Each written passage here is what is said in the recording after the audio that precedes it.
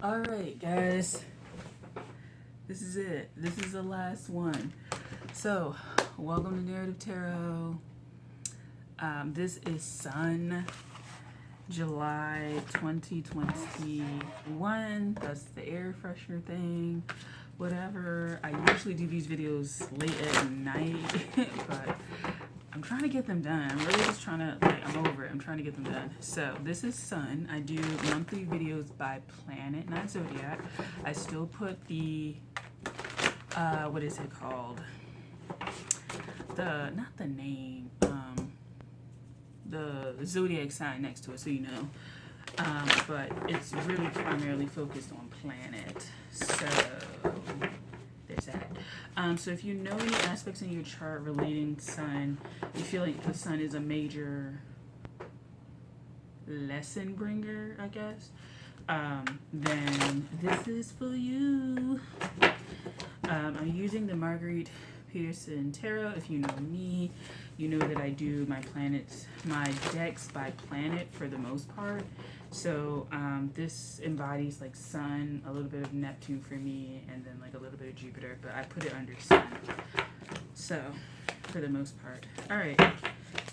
So simple reading, I guess. I'm seeing 2 cards. And so after this, I'll be doing the red, which I'm excited because I decided to do it quarterly.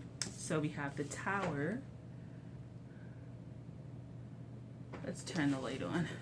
See if that'll help you guys. There we go. It's kind of weird because it's like daylight and it's just not, I'm not used to this. You can see all the shit. Oh my God. I swear, I'm gonna get a tapestry and y'all not gonna see that. That should be part of the Sun. Everybody gonna see everything about you. So the Tower, Ace of Coins, and then 7 of Coins. So I feel like, I don't know why, but playing Jenga might help you. Like there's something about playing Jenga that might help you along for some reason. I know people get really like anxiety, like bad anxiety about playing Jenga because it's just like you gotta like pick the stuff and with the sides. But I feel like there's something about like, so this looks like a snake's eye to me, like striking with this, like striking at the right time, striking the right time, the right thing, the right angles and stuff like that. Like there's something about pinpointing things that is really important. Pinpointing like an opportunity, I think it's more of that. So the Sun is in Cancer right now, and it'll be in it'll be going in Leo like 2/3 of the way of the month, right? So like 19th, 21st, somewhere in there, is going to be Leo season. So with this, pay attention to Leo aspects in your chart, wherever they are. Pay attention to that. Something may strike you. So like strike your fancy, or catch your attention. I think there's something that's catching the attention. 7 of Coins, and the Star is under that. I'm not going to go after. I'm going to add some more. It's just, even with this Ace of Coins and the Star, look at how similar they look. So something is coiling up and springing forth with the 7 of Coins. Pay attention to your digestive tract. I mean, I know like the heart and stuff like that, pay attention to that, because the Tower, I kind of do feel like, you know, like heart stuff. But not so much. Pay attention to sudden illnesses, pay attention to sudden rearrangements, changes, people, things that like how did you get here? Nobody's supposed to be here. I forget who sang that, but she's from Canada, I think. Deborah something, I forget. the strength card. So Leo is popping out. So a lot of you Leo folks are very, you're very, you're very impatient for your season. Not yet, though. Not yet. Cancer season still here as a Cancer. Sun and Mercury. So wait. But when it does get there, I'm gonna be real. I feel like don't build it up so much that it's gonna be like all this stuff, because it could like actually like come crashing down with that tower and stuff like that. But I think that for Leo people, it may mark a decided like shift in you, a decided like just a very very quick shift within you. Like you're going this way and then ooh, then we go, then we're going that way. Just pay attention to like quick thoughts changing quickly and stuff like that. Like just make sure you're not becoming like unstable mentally that and emotionally, that like you're changing things just so rapidly that you can't keep up, and then like nobody else can keep up, and then there's also no reason to why you're doing this. So like pay attention to that, because that, and like don't be insistent that it has to be that way either. I'm a Leo moon, so I already know that like I'm very fixed, right? I'm very fixed and can get very fixated on stuff. So just make sure that you, Sun people, Leo people, that you're not getting so fixated on things. I would say back to the like how did you get here thing, make sure that you're paying attention to everything with the 7 of coins and the strength, because this could be something where like you're so focused on like this thing over here that you kind of don't notice how powerful this is gaining, right? Like, you know, this is just like a crass example. No, but this is just like an example, like the example people recognize will be a relationship. Like you're so focused on your like partner and their like friendship or relationship with somebody that you don't even notice the like person that's in like the background actually like trying to fuck this shit up. Like you like so it takes you by surprise when that person reveals who they are, because you're just like wait, I thought it was this person, and then it's like that person. It's like you're watching the wrong thing, you're paying attention to the wrong thing. And also stay away from like blame. Actually know the stuff that you're accusing people of or blaming or whatever, because it's like if you don't, people look at you like you don't know what the fuck you're talking about.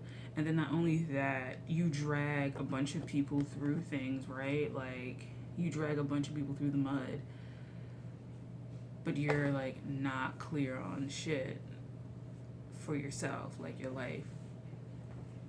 Make sure that you're clear in your life before you like drag people through.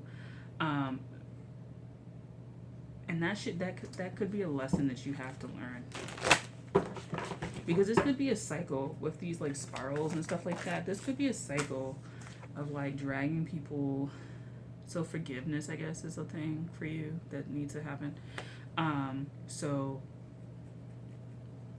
I think Venus will be in Leo. Mars is in Leo right now. Saturn is retrograding, I guess, still through Aquarius. I think it probably will break into Capricorn maybe soon. I'm not a professional astrologer, y'all. I try to keep up. It's just so much, you know? There's so many things. It's like not even just the planets, it's like asteroids and everything.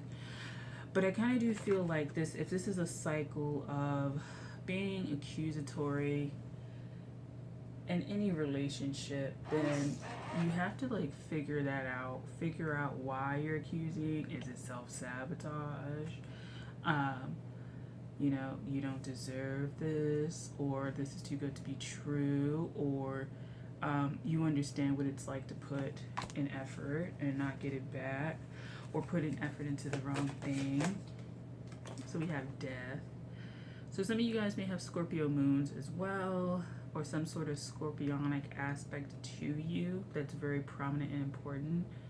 So like either like your Scorpio sun, Leo moon, or Leo sun, Scorpio moon, or Scorpio fifth house.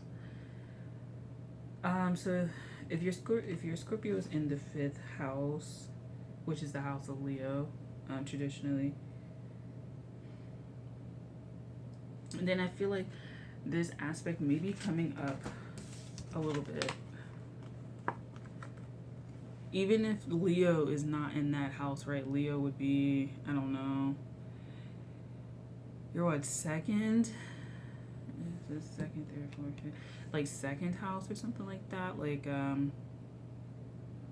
it still affects it. I feel like it's like, because it's the house of Leo, so it's still going to get affected. So, like, pay attention to your chart and how, like, because I noticed this in my own, so I can tell you, even when the sign of the house is different, it's like that residual energy is there.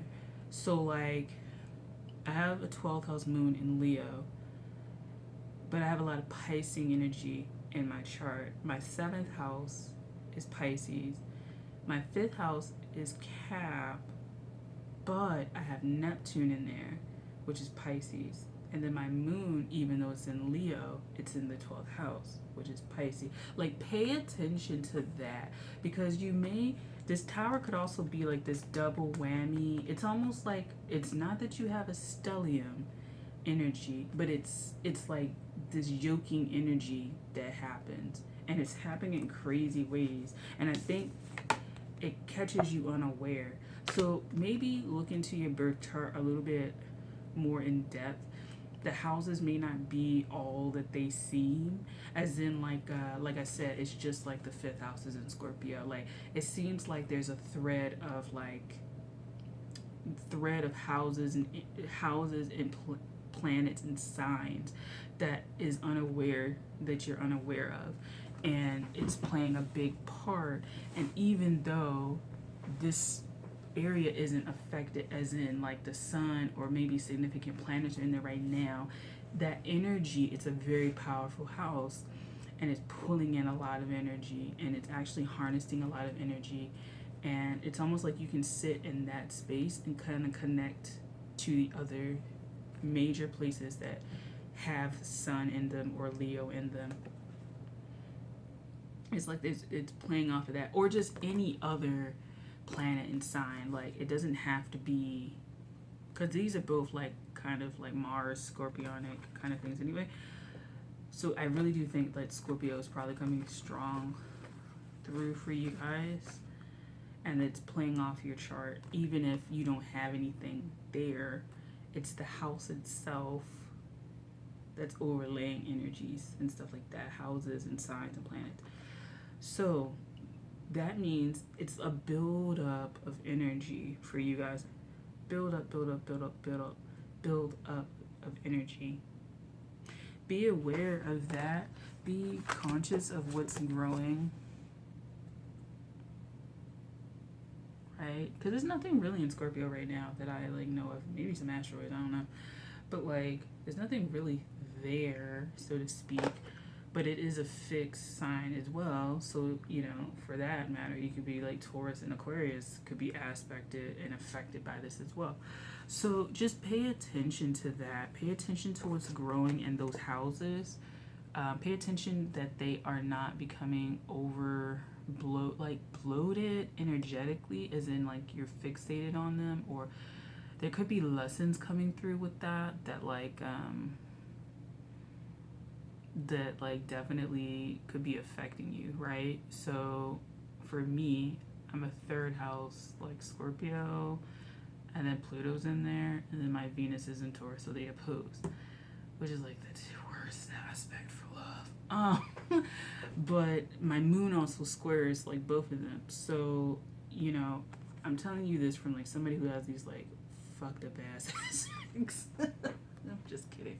But from how these aspects that like sometimes it's not even that they bleed over, it's that they're kind of just simmering and waiting for like the right aspects to hit it to like unleash.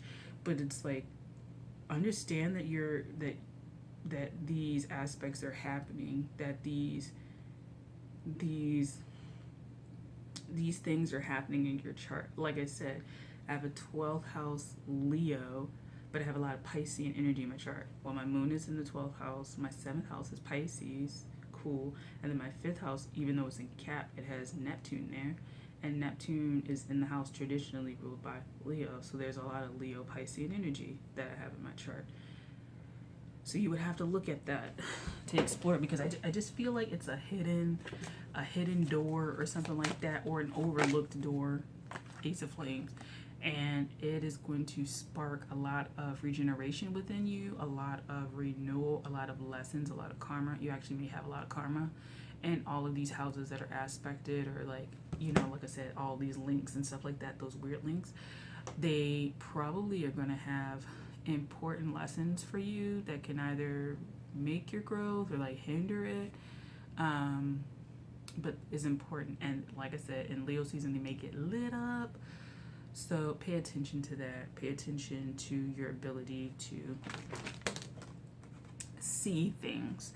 I would say, as far as natal charts and stuff like that, don't get too hampered down by like difficult aspects and stuff like that. Because if you look at your chart and you see a lot of oppositions or squares or something like that, you may be inclined to think that like all of a sudden you're like kind of cursed, so to speak. And don't do that. Just because it's like, okay, like, it's not even like whose chart is like worse. It's just kind of like either you know the info or you don't. Either you know the aspect or you don't. Either you're going to work with the energy, which you've been given. Do a little shimmy. Either you're going to work with that or you're not. And so if you're not going to work with it, okay, fine, stay in this 4 cups energy. But the Ace of Flames energy is there for you if you need it. So don't be bitching about it. Do something. Says the Mars that's barely out of the 12th house and doesn't want to do shit. Anyway, so Son of Feathers, last one. I kind of feel like, okay, cool. You could have some animal, mythological creature aspects going in. So you're not quite clear on, I guess, where this could lead you in terms of like evolution and stuff like that. Or you're just not sure how to do this whole natal chart thing. I would say go to a professional astrologer if you're interested in it. Get it read. You know, pick up some books, things like that. Educate yourself, because this is the Son of Feathers. I think there's like a princess or something like that. Daughter, I think that's, yeah. But yeah, it's not too advanced. So there's still more to learn, and you shouldn't take that as, I want this. You shouldn't take that as something bad. 2 of Flames, there's like a person there. Can you see them together? Can you? Maybe. So, you know, and this could be parts of yourself reconciling, like maybe in that oh god, my eye, god, maybe in that aspect something's trying to blind you, and like make you not see, and that says discouragement. But like maybe there's some aspect of your like shadow self or higher self or just another fractal of self that's lingering in those placements. Yeah, that if you would explore it would help you, right? Child, I need this for me because I'm tired of this.